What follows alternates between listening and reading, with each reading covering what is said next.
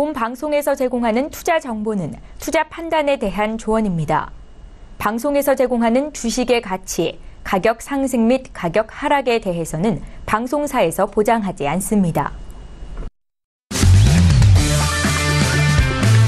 네, 안녕하세요. 해외선물 신세계 MC 김은혜입니다. 자, 오늘은 목요일 저녁입니다. 오늘도 11시부터 새벽 1시까지 여러분들의 해외선물 전략 책임져 드릴 테니까요. 이번 시간도 끝까지 함께해 주시길 바라겠습니다. 자, 앞서서 계속해서 불거져 왔던 이슈였습니다. 미국의 세제 개편안이 상하원을 통과를 한 상황입니다. 자, 이렇게 통과가 된 상황 이후 시장 방향수 그리고 어떻게 시장 안에서 대응해야 될지 궁금하실 텐데요. 신세계 안에서 꼼꼼하게 챙겨드릴게요. 자, 그리고 오늘도 신세계 여러분들이 참여하실 수 있는 방법 활짝 열어놓고 있습니다. 전화와 문자 그리고 유튜브 실시간 채팅방도 열려 있는데요. 전화 주실 때는 서울 전화 02-3131-2611번, 2612번 두 대의 전화가 준비되어 있고요. 문자 보내실 때는 샵 0082번으로 보내주시면 저희가 마스터님과 해설위원님과 함께 실시간 상담도 도와드리도록 하겠습니다. 그리고 더욱더 특별하게 유튜브로 시청하고 계시는 분들이라면요. 유튜브 안에서 마스터님이 직접 로그인하셔서 여러분들의 질문에 대한 답변 도와드리고 있습니다. 실시간 채팅방 더욱더 활용하신다면 빠르게 확인할 수가 있으니까요. 많이 활용해 보시길 바라겠습니다. 아울러 신세계 일부에서 제공된 정보는요. 상품의 가치와 수익률을 보장하지 않는다는 점 다시 한번 유의해 주시길 바라겠고요. 또한 저희 프로그램은 자본시장 통합법을 준수하고 있습니다. 1:1 수상담과 유사수신행위, 무인가 영업행위, 불법대여 계좌 홍보 및 가입권회 등 이런 모든 불법 사기에 대해서 엄중하게 금지하고 있다는 점 또한 다시 한번 고지 도와드리도록 하겠습니다. 자, 오늘은 목요일 저녁입니다. 자, 이제 이번 주도 금요일 하루만 남아있는 상황인데요. 오늘 함께해 주실 출연진 분들 소개해드리도록 하겠습니다. 먼저 항상 저희 시간을 통해서 다양한 이슈, 역사 공부, 빅픽처를 그리는 해설위원입니다. 김정철 해설위원 나오셨습니다. 어서 오세요. 네, 안녕하십니까. 네, 일주일 만에 나오게 됐는데요. 상당히 좀 오랜만에 나오는 것 같아요. 저도 그래요. 네. 근데 그동안 많은 일들이 좀 있어서 그런 거겠죠. 근데 그동안 많은 일이 있었지만, 시장인 이슈가 다 갔다고 생각하지만 아직도 시장이 이슈는 좀 남아 있습니다. 그래서 그 마지막 이슈들까지 꼼꼼하게 같이 정리해보는 시간을 갖도록 하겠습니다. 네, 알겠습니다. 다음 내년을 준비하기 위해서 마무리가 참 중요한 시점입니다. 그 마무리 함께 해보시길 바라겠고요. 자, 오늘도 김경희 PD 함께 합니다. 김경희 PD. 네, 정말 1년간을 끌어온 이슈였던 세제 개편안이 통과가 되면서 드디어 이제 좀 큰 건이 하나 넘어갔다라는 느낌이 드는데요. 여전히 좀 짜잘짜잘한 이슈들 남아있는 것으로 보입니다. 지금 연휴를 앞두고 조금 조용한 장세가 예상이 되는 가운데 이런 장세에서 뭔가 작은 이슈 하나가 나오면 크게 좀 반응을 할 가능성도 있을 거라고 생각이 드는 형국입니다. 그래서 오늘도 그런 이슈들 모두 다 잡아서 전달해 드리겠습니다. 네, 알겠습니다. 그동안 세제 개편에 대한 과정들 또 김경희 PD가 꼼꼼하게 저희가 브리핑을 도와드렸는데 오늘 마무리까지도 기대해 주시길 바라겠습니다. 자, 이렇게 오늘 출연진 분들과 소개를 도와드렸고요. 무엇보다도 오늘 목요일장 해외선물 전략 중점적으로 짜드릴 마스터님 소개하도록 하겠습니다. 오늘의 마스터를 먼저 화면 통해서 소개합니다. 해외선물 신세계 정식 오픈! 검색창에 서울경제TV 홈페이지를 검색하신 후 홈페이지 우측에 신세계 배너를 클릭. 아래 다운로드 버튼을 눌러 신세계를 설치 후 실행하세요. 회원가입 후 1577-7451로 전화해 무료 참가 신청을 하면 준비 끝. 신세계의 여러 마스터 중 나만의 마스터를 선택. 실시간으로 마스터의 매매 내역을 무료로 받으세요. 트레이딩의 액션, 해외 선물 신세계. 자세한 사항은 문의 전화 및 홈페이지를 참조하세요.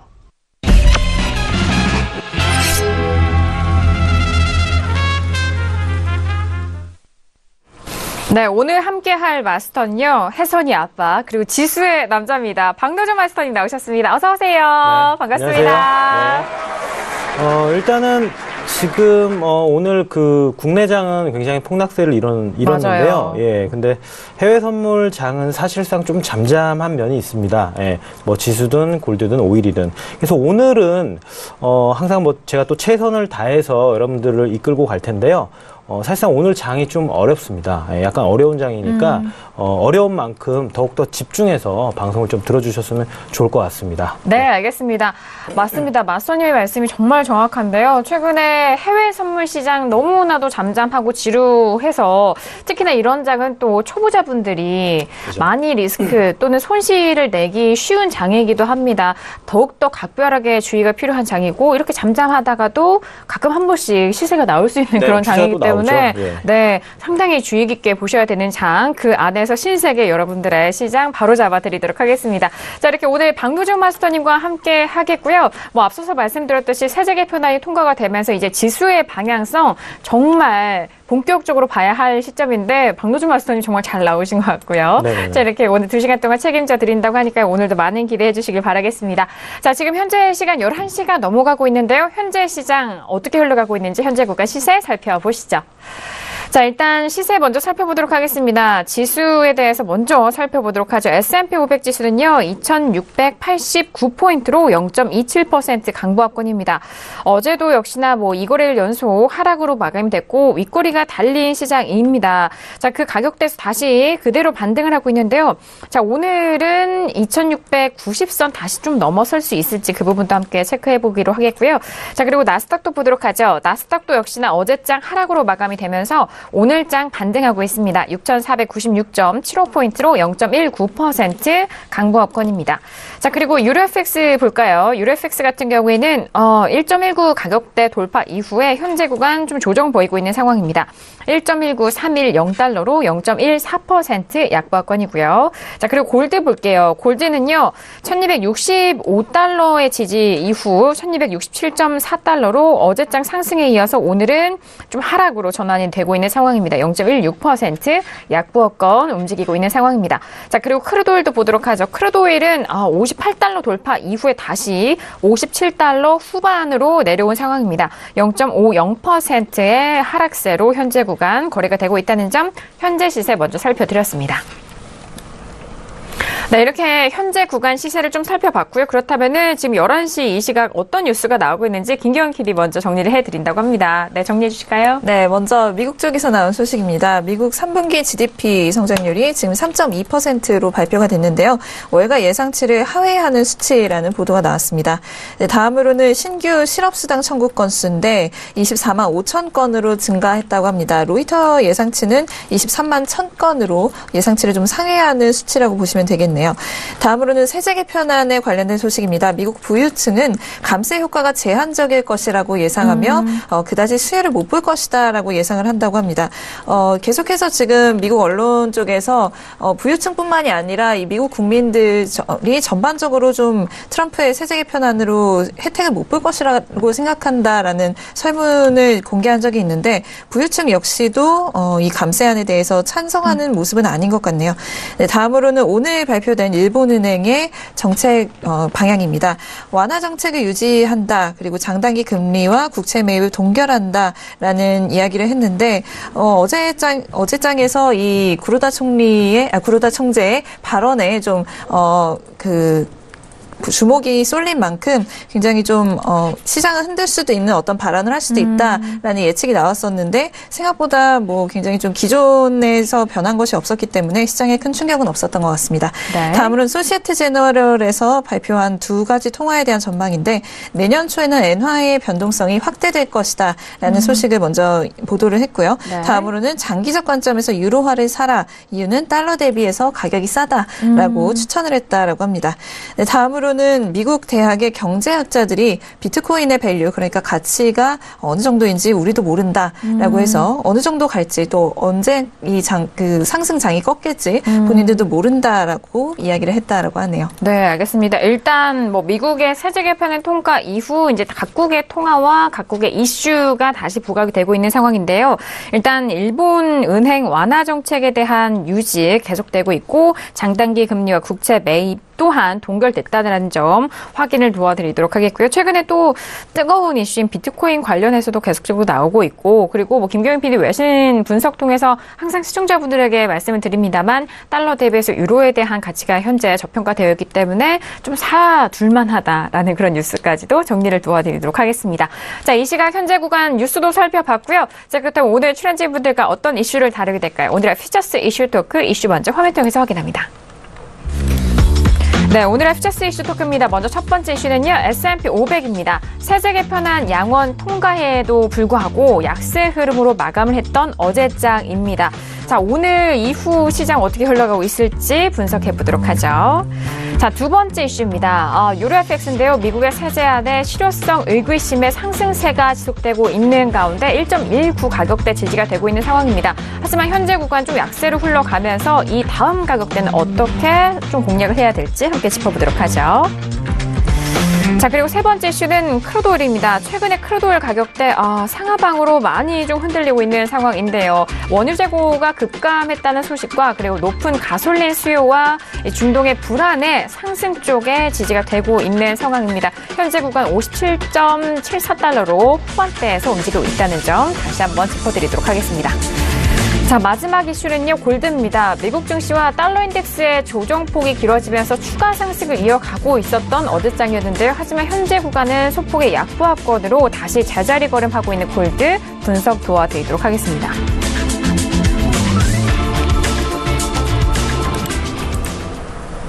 네, 오늘도 이렇게 4가지 이슈를 준비했습니다.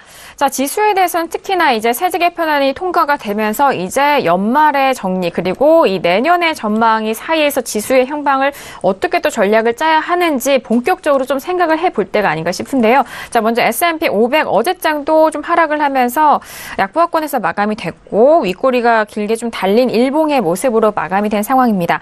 2689선 현재 움직임이고요. 일단 이 전의 상승세로는 2700선을 앞두고 좀 꺾인 시작인데요. 자, 지금 현재 구간에서 업앤다운 확인한 이후에 다시 한번 의견 나눠보도록 하겠습니다.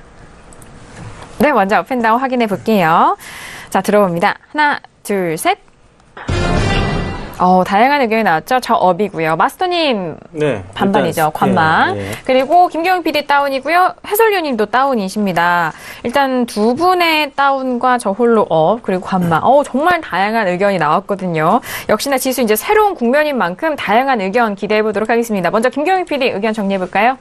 네, 역시나 지금, 오늘 같은 경우에 지금 지수 선물이 좀 상승 출발을 하고 있는 모습을 확인을 했는데, 오늘 지금 세제 개편안이 이미 통과가 거의 이제 뭐 트럼프 대통령이 사인을 아직 안 하기는 했습니다만, 뭐 표결에서는 이제 통과가 되었기 때문에 통과가 됐다라고 보는 것이죠. 네. 네, 상대적으로 좀 혼조세가 지속이 될 수 있다라고 보고 있습니다.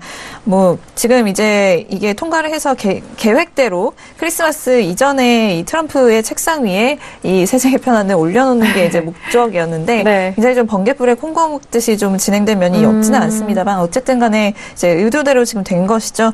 이 세제 개편안이 지금 2018년도부터 법제화가 될 예정이라고 합니다. 그래서 이 안에는 법인세 감세도 이제 많이들 알고 계시는 듯이 포함이 되어 있고 또 다수의 개인들의 세금 부담을 단기적으로 덜어주는 내용도 포함이 되어 있다라고 합니다.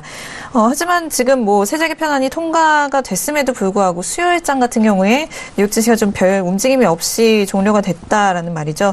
이로 인해서 지금 뭐 선물 시장도 그렇고 또 글로벌 시장 역시 목요일장에서 좀 영향을 받는 모습을 좀 확인을 하실 수가 있었고요. 또 잠깐 이제 눈을 돌려서 오늘 투자 심리를 흔들 수 있는 지표라고 이제 꼽아졌던 실업수당 청구 건수라든지 3분기 GDP 그리고 아직 발표가 안 됐습니다만은 필라델피아 연은의 제조업 전망 서베이 등이 지금 발표가 될 예정인데 네. 뭐 이런 부분도 있기는 합니다만 지금 이제 잠시 이제 좀 쉬어가는 장세가 있지 않을까 하는 생각이 듭니다. 왜냐하면 뭐 지금까지 트럼프가 당선되고 나서 계속해서 이제 이 세제 개편안에 대한 기대감 때문에 S&P가 힘을 내서 이제 올라왔던 부분인데 이게 이제는 조금 끝났다라고 보는 것이죠. 이제는 무엇을 보고 위로 올라갈 것인가 하는 것이 조금 지금 의문시 되는 상황이다라고 보시면 되겠고, 2018년도에 지금 지수가 얼마나 갈 것인가 그 부분에 대해서 시티그룹에서 내놓은 전망치가 있습니다. 지금 한 2,800 20까지 갈 것이다. 뭐 이렇게 좀 소극적인 전망을 내놨는데 이게 지금 현재 레벨에서 한 4% 정도 상승한 레벨이란 말이죠. 그래서 네. 2017년에 굉장히 좀 가파르게 올라온 것에 비하면 조금 완만한 상승세를 예견하고 있지 않나 하는 생각입니다. 지금 CNBC에서 13명의 증시 전략가들한테 2018년 S&P 500 전망치가 어떻게 될 것 같냐라고 물어봤을 때 이제 대답한 평균치를 내보니까 2,825였다고 합니다. 근데 이제 시티그룹 쪽에서는 2,800까지 간다라고 봤으니까 이제 평균치보다는 조금 못 미치는 수준인 것이죠. 근데 이제 이쪽에서 이야기하는 것이 무엇인가 하면은 이번 법인세 감세가 생각했던 것보다 더 컸다, 뭐 이렇게 얘기를 하고 있습니다. 그러니까 21%보다는 좀 더 낼 것이다라고 생각을 했는데 지금 21%로 지금 조정이 됐단 말이죠. 그래서 더 생각했던 것보다 세금을 절약할 수 있는 비율이 더 크고 그로 인해서 실적 부분에서 주당 8달러 정도 증가가 있을 것이라고 일반적으로 전망을 했었는데 기업들이 이제 아무래도 돈을 절약을 하면 그 부분을 그대로 그냥 갖고 있는 것이 아니라 좀 쓸 것이다라고 또 전망을 합니다. 그래서 뭐 마케팅이라든지 이런 부분에서 좀 더 이런 투자를 할 것이다라고 생각을 하는 것이고요. 그래서 2018년 실적에서는 주당 8달러가 아니라 주당 5달러 정도의 증가를 예상한다라는 전망을 내놨습니다. 그래서 앞으로 뭐 중요하게 볼 부분은 아무래도 뭐 실적 성장인데 뭐 이 부분에 대해서는 충분히 잘 나올 것으로 본다라고 이야기를 하고 있습니다. 하지만 뭐 지금 이제 올해 성장했던 것보다는 조금 성장세가 완화될 것이다. 뭐 이렇게 보고 있는 의견이라고 보시면 될 것 같고요. 일단 지금은 뭐 계속해서 이제 시장을 드라이브 해왔던 어떤 모티베이션이 없어진 상황이라고 지금 생각이 되기 때문에 오늘도 좀 상승을 하기는 좀 어렵지 않을까 이렇게 보고 있습니다. 네, 알겠습니다.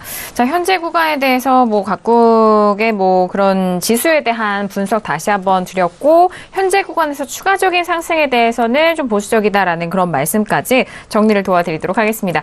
자, 그렇다면 뭐 같은 다운을 들어주신 해설위원님. 네. 일단은 S&P 같은 네. 경우가 우리가 이제 흔히 예상을 했었던 부분은 이제 세제 개편에 통과가 되면 올라갈 것이다. 이렇게 지금 다들 생각하고 있었는데 이제 제가 이제 누누이 몇 주가 아니죠. 몇 달 전부터 계속 얘기를 드렸던 건데 막상 이슈가 나오면 그 뒤로는 힘을 받지 않을 것이다. 근데 그게 좀 많이 길어지면서 지수가 계속 올라갔었는데 네. 이제 실제로 이제 이 이슈가 나오면서 이슈가 좀 소멸하지 않았나 그런 생각을 좀 해볼 수 있겠고요. 소멸한다 그래서 이제 또 그 이슈를 다시 뭐 이렇게 생산적으로 다시 불거지면서 그게 다시 또 이게 얼마나 우리한테 또 나중에 도움이 될 거야 이런 식으로 해서 이게 올라가거나 그러진 않을 것 같고요. 다만 이제 새로운 재료가 좀 필요한 시기다. 이렇게 좀 보여집니다. 새로운 재료가 보여진 시기가 좀 필요하고 저는 이제 S&P를 이 시간에 대해서 계속 얘기를 하는데 사실 우리나라에서 좀 거래하는 거는 나스닥을 많이 거래를 하죠. 사람들이. 나스닥을 좀 많이 거래해서 대표적으로 좀 나스닥을 좀 보는 게 좀 맞다라고 보여지는데 그리고 이제 우리나라 투자자분들한테는 이제 좀 연관성을 좀 지키려면 나스닥이 우리나라 기술주에 연관이 많이 있기 때문에 나스닥을 보는 게 맞다고 생각하는데 계속 S&P를 얘기를 하니까 뭐 S&P를 좀 얘기를 좀 계속 드리고 있는 거고요.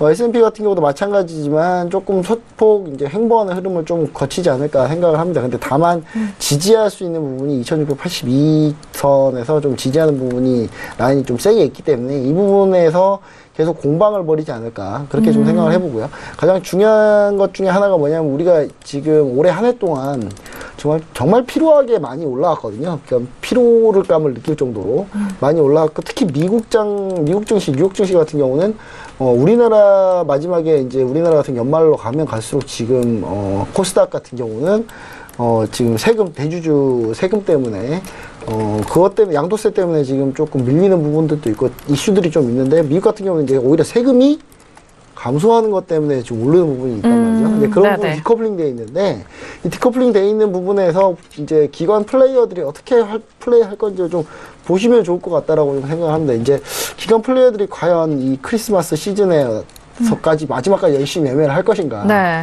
대부분 다 수익률이 좋을 거거든요. 수익률이 그렇죠. 뭐 나쁘진 않을 건데 네. 어느 정도 좀 정리하는 수준을 좀 밟자. 올해 수익률은 좀 어느 정도 이 정도에서 좀 마무리 짓고 싶어 하지 않을까라는 생각을 좀 해봅니다. 그런 것 때문에 사실 미국도 이 이슈가 끝나면은 끝날 때까지 어느 정도 좀 이 이슈를 계속 가져가려고 할 거였거든요. 계속 이제 세제 개편안 이슈가 있으면 그 이슈 때문에 이제 트레이더나 펀드 매니저들이 이제 어느 정도 계속 시장을 보고 있다가 이제 이슈가 끝났기 때문에 이제 이제 좀 그 피로감들이 좀 이제 풀리는 그런 상황으로 해서 조금 행보하지 않을까 생각을 하는데 마지막 한 가지 남아있는 게 이제 윈도우 드레싱이나 이제 그런 게 좀 남아있긴 합니다. 남아있긴 하는데 그거는 다음 주 가봐야 어느 정도 좀 알 수 있지 않을까. 수목 정도에, 그러니까 화요일 날 크리스마스 지나고 수목 정도에 한번 봐야 되지 않나. 그런 생각을 좀 해봅니다. 그래서 다음 주 뭐 수목 전까지는 아무래도 좀 행보하는 그런 형태를 좀 보일 가능성이 높다.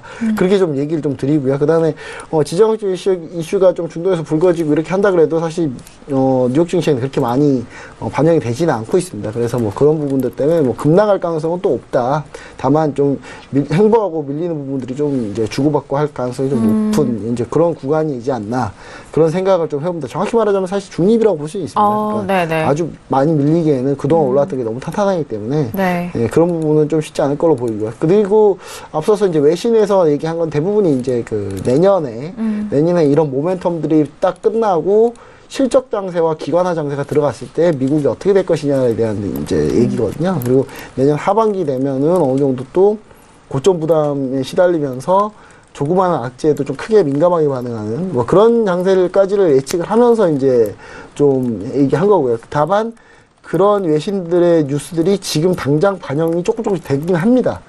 이제 그러려고 뉴스를 내는 거거든요.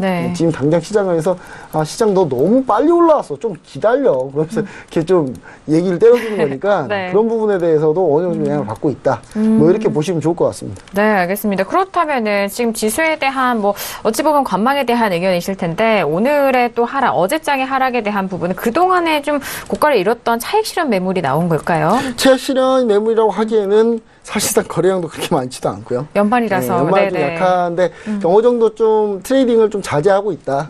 가만히 그러니까 포트 개편이나 뭐 이런 거 어느 정도 다 끝내놓은 상태고 좀 이제 좀 지켜보자 조금 조금 지켜보자라는 그런 분위기이지 않나. 저는 그렇게 좀 보여지고요. 제가 펀드 매니저라도 정말 일하기 싫을 것 같습니다.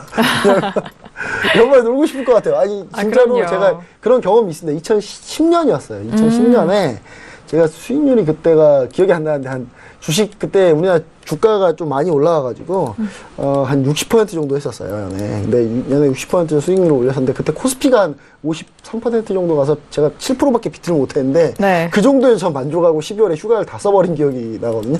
저도 너무 힘들어가지고 그런 경험이 있기 때문에 그런 부분을 좀 생각해 보면은 그런 감정을 가지지 않을까, 기업 플레이어들이. 저는 약간 좀 그렇게 좀 보고 있습니다. 좀 쉬어야죠, 쉴 때는. 네, 알겠습니다. 연말에 참 우리 시장도 그렇고 거래량이 너무 적어졌습니다. 그래서 뭐 보수적인 관점으로 좀 시장 대응을 하시는 투자자분들이 많으실 것 같은데 그 부분도 함께 맞물려서 말씀 도와드리도록 하겠습니다.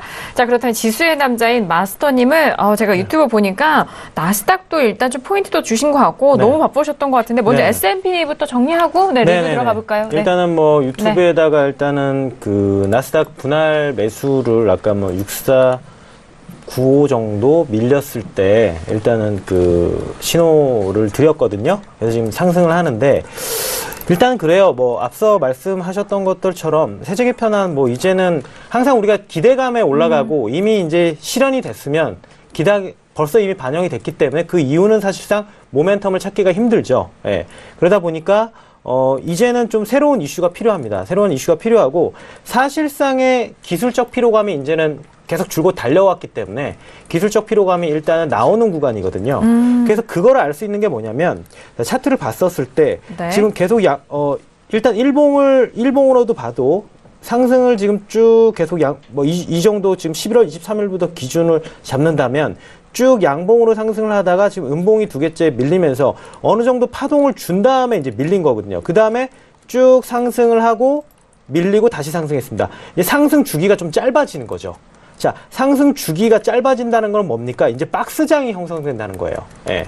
이제는 올라가는 것도 그렇고, 이제는 좀 크게 내려가지도 않고, 예. 그렇기 때문에 이평선이 이제 5일선이 있고요. 밑에가 이제 요게 11 이평선인데, 한 번 닿았어요. 한 번, 두 번 닿았고, 이제 세 번째 닿을 때쯤이면 한 번, 이 10일 이평선을 뭉개고 한번 내려갈 겁니다. 그래서 박스 구간 상승을 사실상 12월 19일 날 상승을 한번 주면서 갔었어야 돼요. 네. 파동 길이를 더 일단 그 상승 파동 길이를 길게 만들어줬어야 되는 건데 12월 9일 날 내려오고 또 어저께 내려왔기 때문에 네네. 이제는 이 구간에 좀 약간 긴 박스장을 좀 형성할 거라고 생각합니다. 그 네. 박스장 같은 경우는 뭐 한 2692선 정도에서 대략적으로 2675선 정도 그 구간이 좀 될 것으로 예상이 되고요. 조금 더 내려갈 수도 있습니다. 그래서 이 구간은 좀 박스장으로 생각하시는 게 좀 나을 것 같아요. 그래서 오늘 제가 그 가운데를 들었다는 거는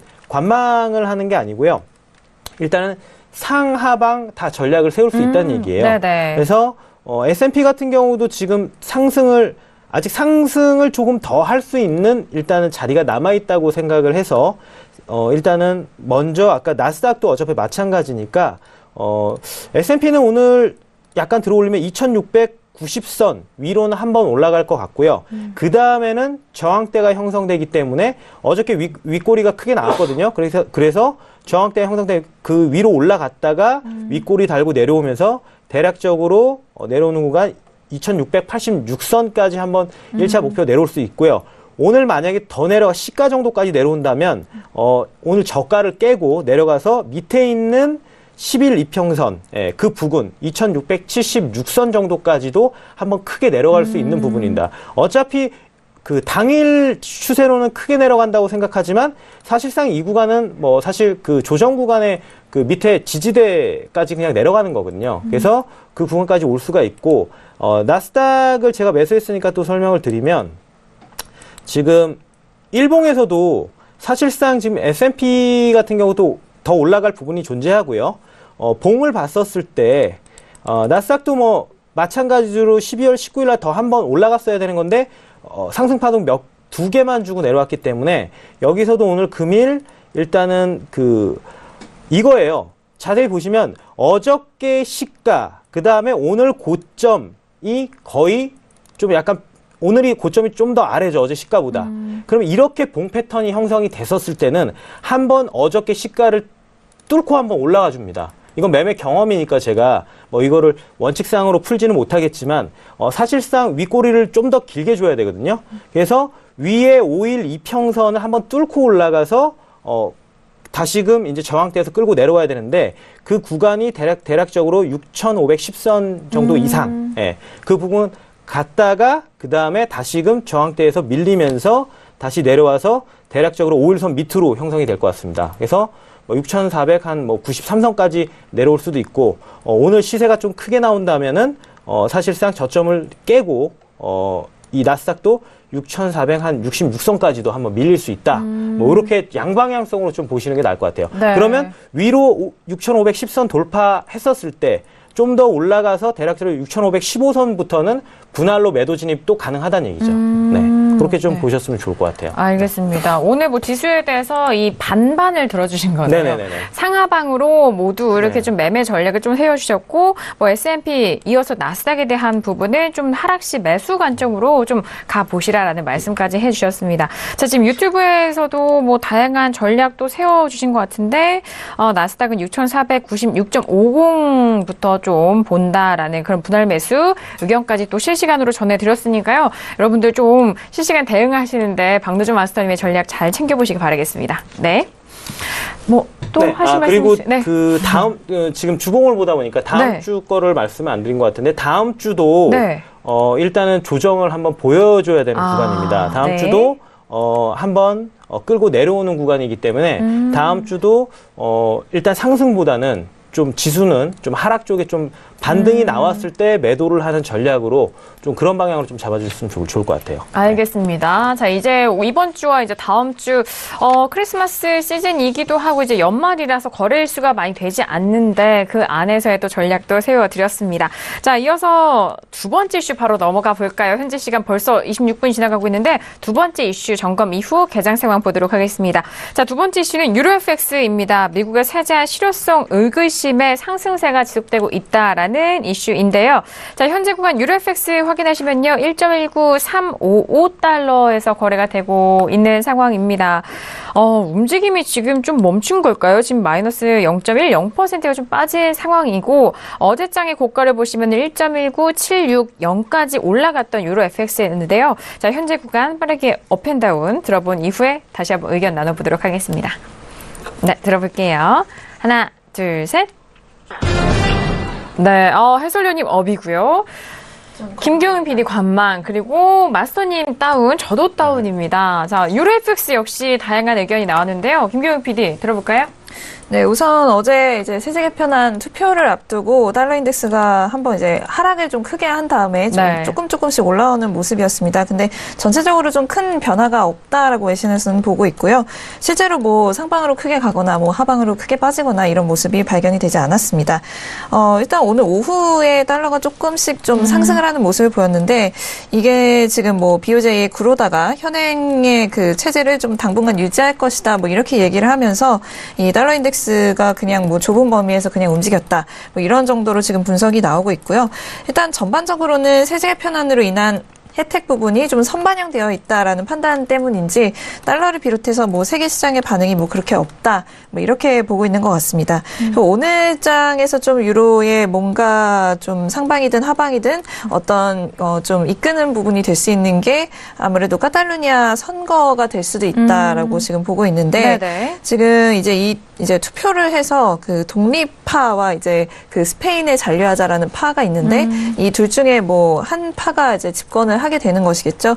근데 이 투표가 이제 사실상 독립 추진에 대한 어떤 국민 투표처럼 이제 되고 있는 형국인데 지금 보시면은 독립파가 지금 이 의석이 135석이라고 합니다. 그래서 이 가운데 과반을 차지할 경우에는 카탈루냐 독립을 향한 움직임이 계속해서 이제 추진이 될 전망입니다. 그러면 이제 스페인 정부라든지 유럽에게는 좀 골칫거리가 될 수가 있겠죠. 그래서 역시나 유로에게도 이제 카탈루냐 독립을 향한 좀 움직임이 추가가 된다면 하방 압력이 될 수도 있다라고 외신에서는 보고 있는 것이고요.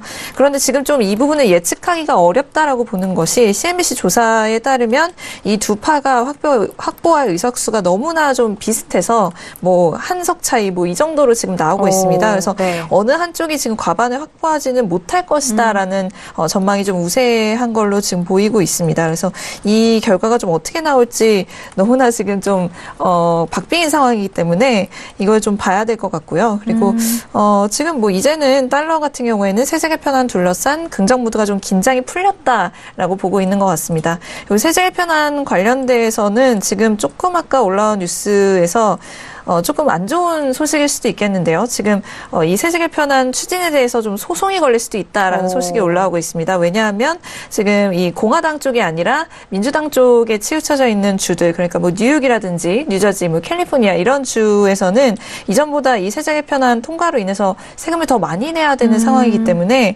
그런 부분 때문에 지금 뭐 소송을 권해 만회하는 얘기가 지금 나오고 있는 것 같습니다. 그래서 이게 좀 통과가 됐다라고 해서 끝이 아니라 뭐 이게 어떻게 진행이 될지, 이게 정말 중요한 이슈가 될지 아니면 그냥 해프닝으로 끝날지는 좀 더 봐야 되겠습니다만 지금 이러한 좀 문제가 좀 제기되고 있다라는 점도 함께 전달해 드리겠습니다. 네, 미국 달러의 역사 감세제로가 이미 반영이 됐고 효과에 대한 의구심은 여전하다. 그리고 카탈루냐에 대한 부분은 거의 박빙이라는 점, 그 부분까지 유로 FX 관련된 이슈 점검을 좀 도와드렸습니다. 자, 이어서 해설위원님 의견 바로 들어볼까요? 예, 지금 이제 유로 같은 경우가 참 이제 올라오다가 좀 많은 분위기인지 않나라는 생각을 좀 하실 수 있겠는데 이제 어느 정도 그래도 유로 같은 경우가 올라올 만한 그런 공간이 좀 아직은 좀 남아 있다. 뭐 저는 이렇게 보여지고 있고요. 그런 부분들은 이제 기존에 이제 많이 내려왔다가 이제 바닥을 찍고 올라가는 그 부분에서 이제 이슈들이 뭐뭐 있느냐. 뭐 이렇게 보시면 좋을 것 같은데 이제 달러를 봤을 때는 달러가 빠르게 치고 가진 못하는 그런 모습이거든요. 그러니까 예를 들면 세제 개편안이 어느 정도 달러를 약세로 만들어 쓸 가능성이 좀 높다. 저는 약간 이렇게 좀 보여지는데 세제 개편안 자체가 이게 돈을 약간 푸는 거와 같은 효과가 좀 있습니다. 그 돈을 푸는데 그 돈을 어떻게 푸느냐?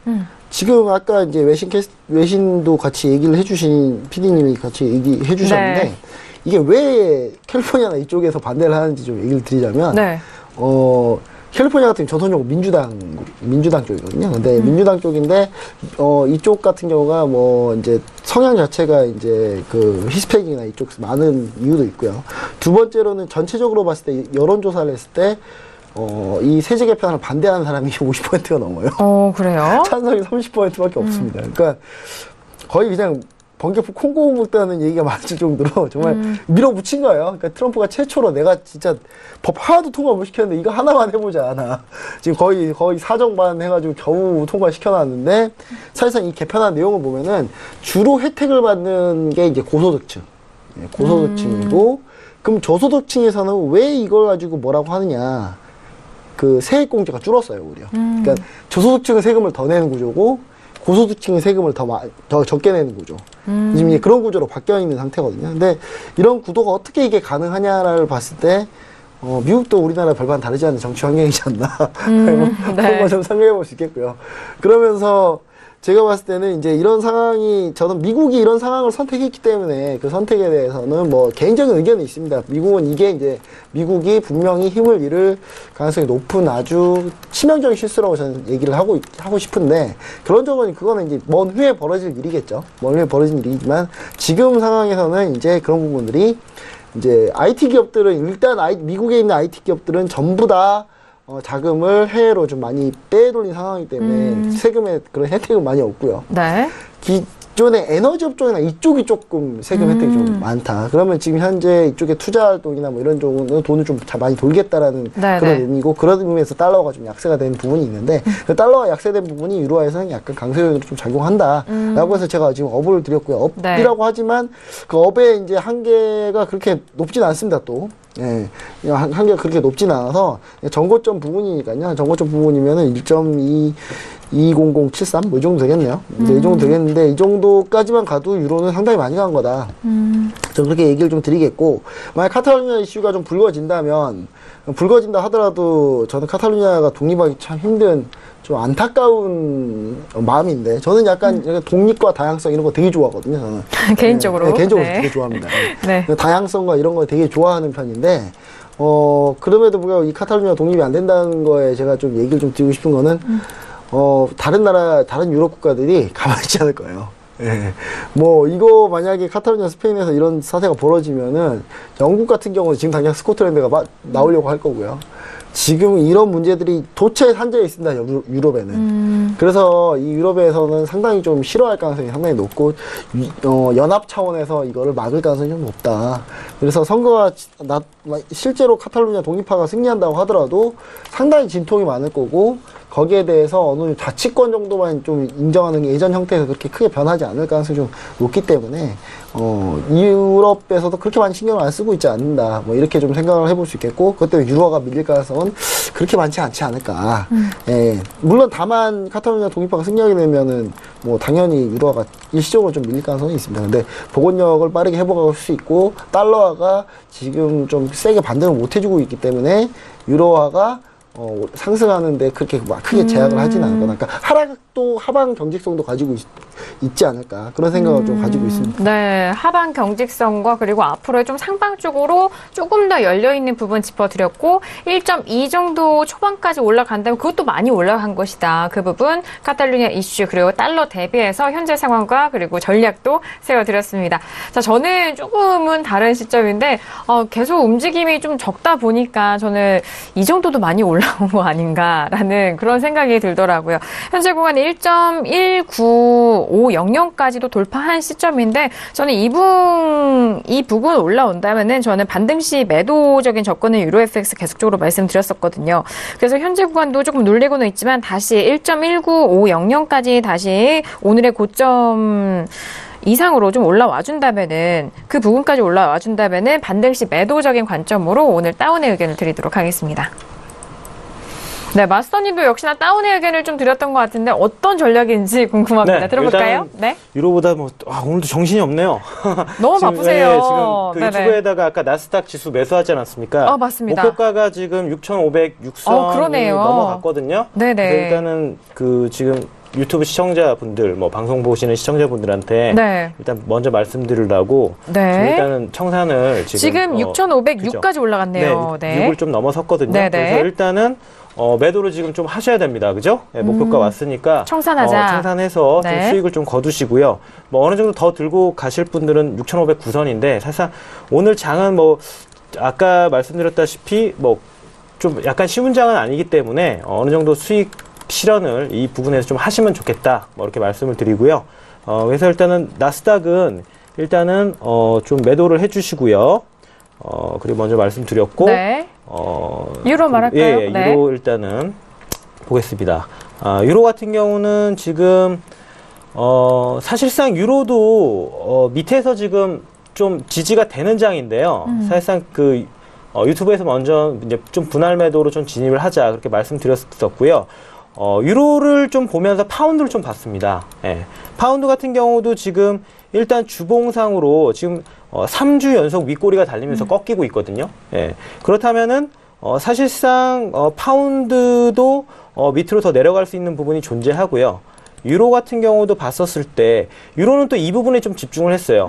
주봉이 지금 살짝 그 이평선이 겹쳐지는 부분까지 뚫고 좀 올라갔는데 사실상 이렇게 윗꼬리가 나오는 부분은 사실상 이 아래로 좀 내려갈 겁니다. 왜냐하면 전주에 윗꼬리의 저항대가 분명히 잡혀 있는 구간이기 때문에 이 부분을 그대로 봉으로 그냥 덮어버린다면은 사실상 이 부분부터는 사실상 상방으로 좀 턴어라운드 한다고 보시면 되거든요. 근데 턴어라운드 하기가 좀 약간 힘든 구간입니다. 예. 그래서 이 부근대 현재 1.19230 부근 이 밑으로 일단 한번 내려간다고 지금 보고 있어요. 그래서 요 밑으로 살짝이긴 하지만 이 구간 정도는 저항대에서 밀려서 내려가고 양봉을 만들어 준다고 하더라도 윗꼬리는 요 정도는 줘야 일단은 저항대에 대한 예의니까. 그래서 일단 일봉을 가지고 좀 그 분석을 했다기보다는 오늘은 파운드랑 그 다음에 파운드 주봉과 그 다음에 유로의 주봉. 그래서 지금 일단 들어 올리긴 하지만 들어 올리는 시점이 존재는 하기 때문에 사실상 구간에 좀 약간 분할 매도로 진입을 하고 그 다음에 이후로 다시 한번 떨어지는 구간이 존재할 테니까 그거에 맞춰서 일단은 좀 평단가를 좀 위로 만들어 놓고 그 다음에 떨어질 때 약간씩 청산하는 전략으로 좀 가시면 될 것 같습니다. 네, 알겠습니다. 오늘 뭐 시청자 여러분들에게 수익 주기 위해서 나스닥에 대해서 빠르게 전략을 도와주셨는데 오늘 시작부터 또 수익입니다. 네, 나스닥은 근데 제가 이것저것 하느라고 별로 못 먹었어요. 마스터님 자체로 지금 매매를 못하셨어요. 350불밖에 못 먹었습니다. 지금. 그래도 일단 해서. 시청자분들은 잘하실 거라고 생각을 하고요. 뭐 단 모의 투자로 진행을 하고 있다는 점 저희가 말씀을 도와드리도록 하겠습니다. 자, 두 번째 이슈 유로 FX까지 확인을 해봤는데요. 현재 시각 39분이 지나면서 오늘의 미국 증시 10분이 지나간 시각입니다. 현재 시장 흐름 어떻게 흘러가고 있을지 시세 다시 한번 확인하시죠. 자, 오늘의 미국 증시가 개장이 됐고요. 일단 뭐 뜨거운 관심을 받고 있는 지수에 대해서는 역시나 뭐 S&P 뭐 시작 전보다는 좀 눌렸지만요. 여전히 상승은 유지를 하고 있는 상황입니다. 자, 2,686포인트 거래가 되고 있는 상황이지만 이전의 상승폭보다는 좀 제한적인 부분이죠. 눌리고 있는 상황입니다. 자, 그리고 나스닥도 볼까요? 나스닥도 역시나 뭐 마찬가지인데요. 6,503.50포인트로 이전에 박노준 마스터님의 그 목표가 찍고 다시 좀 내려오고 있는 상황인데 다시 또 목표가 근처까지 올라오는 그런 공방 벌이고 있는 가격대인 것 같습니다. 방금 전에 알아본 두 번째 이슈 유로FX는요. 1.19385달러로 조금씩 반등 다시 이어가고 있는데요. 0.07%까지 하락폭을 조금 줄여 나가고 있습니다. 자, 그리고 골드도 보도록 하죠. 골드는요. 소폭의 올린 구간입니다. 보합권입니다. 지금 1268달러까지 올라간 상황이고 이제 69달러 노려보고 있는 상황인데 0.02%로 보합권 유지가 되고 있는 상황이고요. 자, 크루드오일도 다시 한번 보도록 하죠. 크루드오일은 지금 67.67까지 떨어진 상황인데 57달러 후반 그리고 58달러 초반대에서 좀 57점 중반대 가격까지 다시 또 눌리고 있는 상황입니다. 0.62% 약보합권이라는 점 현재 개장 소식 전달 도와드렸습니다. 네, 이렇게 시장이 잔잔한 가운데서도 개장 이후 또 종목들 간의 흐름이 좀 엇갈리고 있는 상황입니다. 현재 구간 어떤 뉴스가 나오고 있을지 증시 개장 뉴스 한번 들어볼까요? 김기영 PD? 네, 지금 본장에서 3대 지수 모두 좀 소폭이나마 상승 출발을 하고 있다라는 소식을 먼저 전해드리겠습니다. 지금 다우 지수 같은 경우에는 한 70포인트 정도 상승했고 S&P 500은 0.2% 정도 상승했다고 하는데 역시나 금융주가 뭐 이 중에 절반 정도의 상승을 견인했다라고 지금 나오고 있고요. 나스닥 같은 경우도 뭐 0.2% 정도 비슷한 정도로 지금 상승을 했다라고 나와 있습니다. 지금 세제 개편안 통과가 되고 나서 뭐 컴캐스트라든지 보잉이라든지 AT&T 같은 뭐 기업들이 지금 그 워커들, 그러니까 본인들의 그 직원들에게 좀, 임금을 상승시키거나 아니면 보너스를 지급할 것이다. 이런 발표를 한 바가 있는데, 이 부분으로 인해서 지금 좀, 뭐, 굉장히 좀 세제 개편안으로 인해서 아무래도 이득이 증가할 것이다라는 어떤 기대감이 좀 더 생겨난 것 같습니다. 근데 이제 전문가의 의견에 따르면은 지금 뭐 일시적으로 지금 돈이 좀 남아 돌아서 이렇게 좀, 직원들에게도 뭐 나눠주고 하는 것이지만 이게 나중에는 인건비 부담으로 돌아올 수 있기 때문에 이게 이 인건비 부담이라든지 다른 부분에서 지출량과 이 이득 그 기업 이익을 맞추기 위해서는 좀 시간이 걸릴 것이다라고 보고 있습니다. 네, 이런 부분까지 지금 좀 전달을 도와드리도록 하겠습니다. 네. 자, 지금 증시 뉴스 들려드리고 있는데 세제 개편안 통과 이후 본장에서도 3대 지수 모두 상승 출발했다라는 점 증시 시작 소식도 들려드리도록 하겠습니다. 자, 이렇게 뭐 증시 상황도 알아봤고요. 현재 구간에서 뭐 시장 흐름도 살펴드렸고 이어서 세 번째 이슈로 바로 넘어가 보도록 하겠습니다. 자, 세 번째 이슈는 방금 전에 시세 알아본 크루드 오일입니다. 57.70까지 다시 좀 반등을 하고 있는 상황인데 뭐 같은 가격대죠. 원유 재고가 급감을 했고 또 가솔린 수요와 중동의 불안이 뭐 이를 상승 요건으로 재료가 뭐 받쳐줬다라는 그런 뉴스인데요. 자, 현재 구간 빠르게 업앤다운 확인한 이후에 다시 한번 크루드 오일 전략 짜보도록 하겠습니다. 자, 들어보도록 하겠습니다. 자, 하나, 둘, 셋. 역시나 다양한 의견 나왔는데 김경영 PD와 저는 다운이고요. 마스터님과 해설위원이 이시죠? 네, 확인됐습니다. 자, 역시나 다시 또 원자리로 돌아왔습니다. 저희가 수요일장에 원유 재고 발표 때는 원유 재고가 또 줄어들었다. 예상치보다도 더 줄어든 의견으로 나왔습니다. API 쪽에서는 520만 배럴이고 또 EIA 쪽에서는 600만 배럴이 좀 넘게 또 감소한 부분인데 크루드 오일에 대해서는요. 네, 김경영 PD 먼저 들어볼게요. 네, 우선 지금 시황적으로 오늘 오일이 하락하는 이유를 외신에서는 이렇게 보고 있습니다. 지금 얼마 전에 북해 쪽에 그 송유관 사고가 있어서 그 부분에 대해서 이제 폴티스 송유관이라고 하는 그 송유관이죠. 네. 거기서 지금 셧다운이 일어났다. 그래서 수리를 할 것이다라는 소식이 들려온 바가 있었는데 오늘 그쪽에서 이제 또 발표가 나왔습니다. 크리스마스를 전후해서 수리를 마칠 것이다라고 지금 발표를 했고 그 이후의 운영이 지금 1월 초에 재개가 될 것이다. 이렇게 이야기를 했다라고 합니다. 그래서 운영 재개 후에 좀 초반에는 아무래도 좀 안정화가 필요하기 때문에 기존보다 적은 수의 고객들이 적은 양의 오일과 가스를 좀 송유관을 통해서 보낼 것이다. 현재 추산으로는 하지만 내년 초면 송유관이 단계적으로 좀 정상화될 것이라고 기대한다라고 말했다라는 소식이 좀 들려왔고요. 이로 인해서 좀 오일이 하방으로 향하는데 좀 도움이 됐다라는 의견이 있습니다. 그리고 이어서 지금 세제 개편안으로 인해서 또 크루드 쪽에도 영향이 있을 수 있다라는 기사도 올라오고 있는데 이로 인해서 크루드 채굴량이 증가할 수 있다라고 보는 것인데요. 이 부분은 지금 JP모건 쪽에서 나온 의견입니다. 지금 JP모건 쪽에 수석 그 애널리스트의 의견인데요. 세제 개편으로 인해서 원유 수요뿐만 아니라 미국 쪽의 수출량도 늘어날 수 있다. 이렇게 보고 있고요. 2018년도 가격 전망을 지금 브렌트유의 경우는 배럴당 $60 그리고 WTI 같은 경우에는 54.90달러로 제시를 했다라고 합니다. 이는 지금 크루드가 성장률과 생산량을 늘리는 지금의 경제 흐름에 올라타서 갈 것이다라는 기대 때문이다라고 이야기를 했고요. 좀 인용을 하자면은 2018년에 접어들면서 우리는 글로벌 경기 성장이 당연히 원유 생산 수요에 직접적인 영향을 미칠 것이라고 생각한다. 그리고 만약에 세제 개편안이 원유 생산 수요를 위쪽으로 성장시키는 데 영향을 미친다면 시장 균형을 맞추는 데 좀 도움이 될 것이라고 확신한다. 라고 인터뷰를 했다는 소식도 전해드리겠습니다. 그리고 방금 전에 올라온 소식인데요.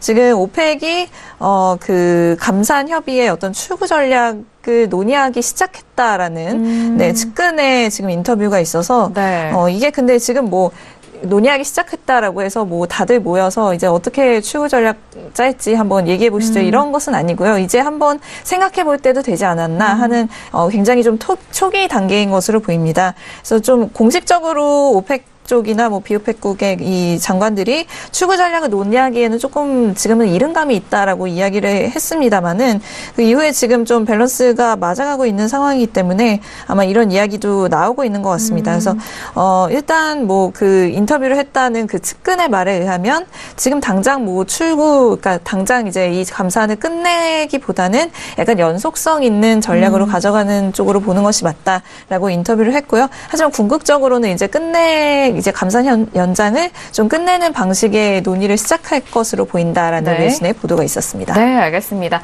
자, 크루드오일에 대해서 알아보고 있는데요. 뭐 반대 의견이신 마스터님 의견도 바로 들어보도록 하겠습니다. 마스터님, 업이시죠?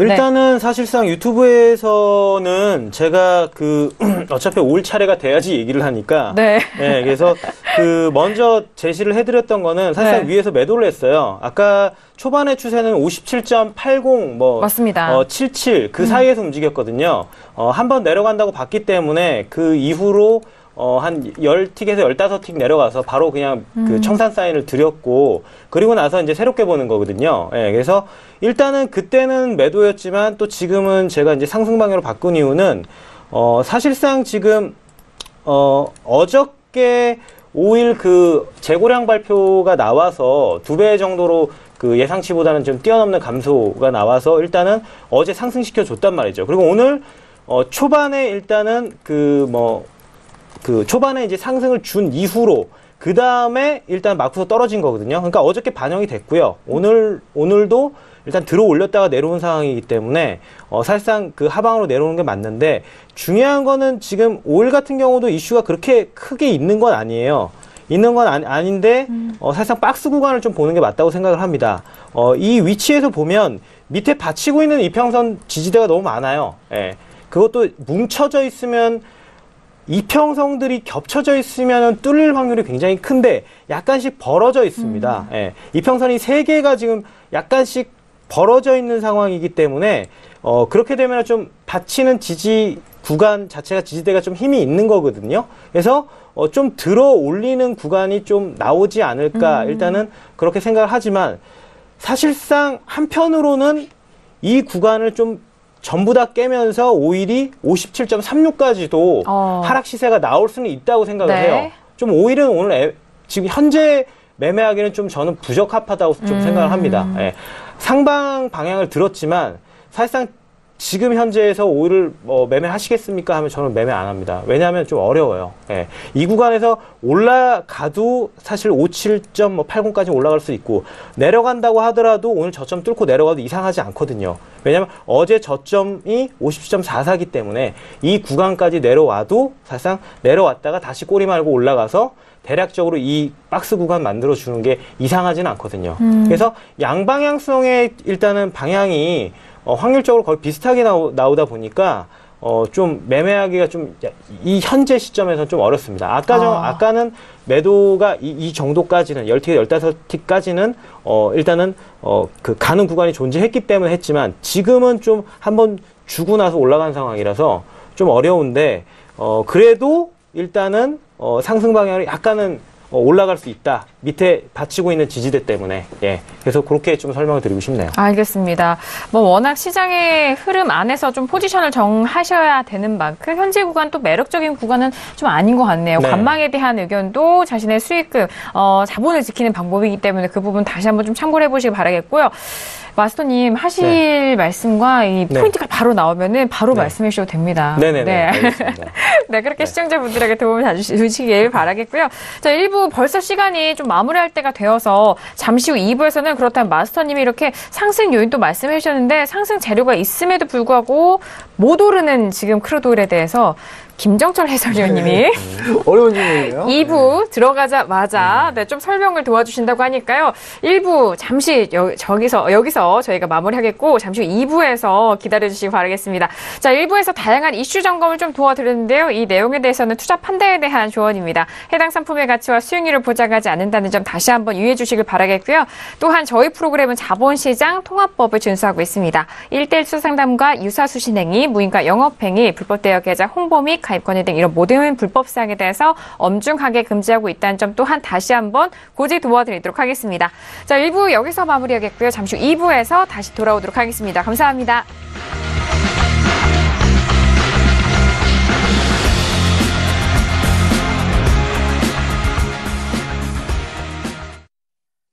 본 방송에서 제공하는 투자 정보는 투자 판단에 대한 조언입니다. 방송에서 제공하는 주식의 가치, 가격 상승 및 가격 하락에 대해서는 방송사에서 보장하지 않습니다.